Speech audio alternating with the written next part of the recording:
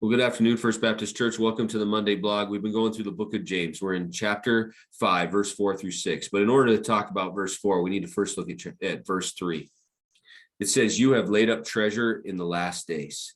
It's talking to the unbeliever here, but as believers, we can learn a lot from it about the possessions that we have and not holding on to them so tight, but allowing God to use it and allow us to open our hands to other people. It comes down, it says, "Behold, the wages of the laborers who mowed your field." These laborers, at that time, you would pay them at the end of the day.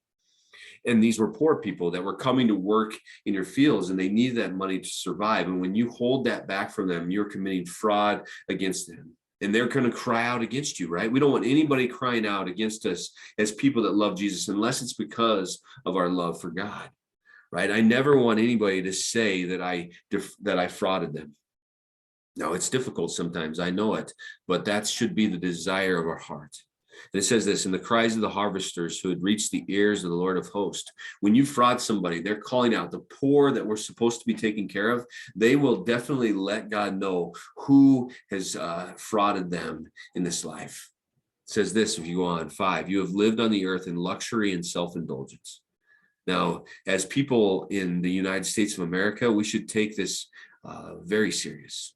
Now, I know there's believers and there's not, and he's talking about unbelievers here. He's talking about people that are more focused on themselves than they are the other people in this world. They're focused on themselves more than they're focused on God. But even in the church, we see this.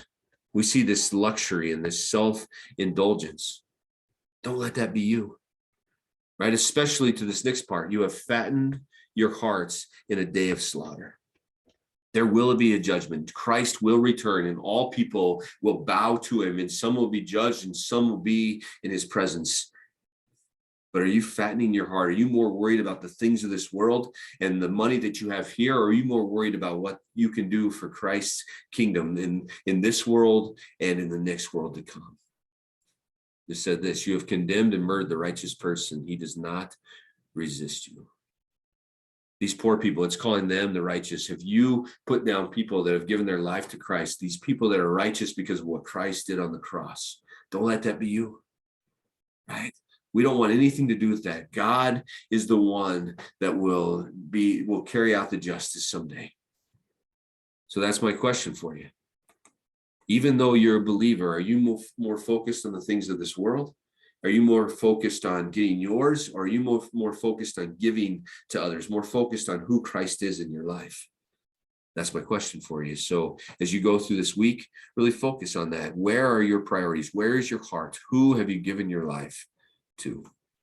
Thank you and have a wonderful day.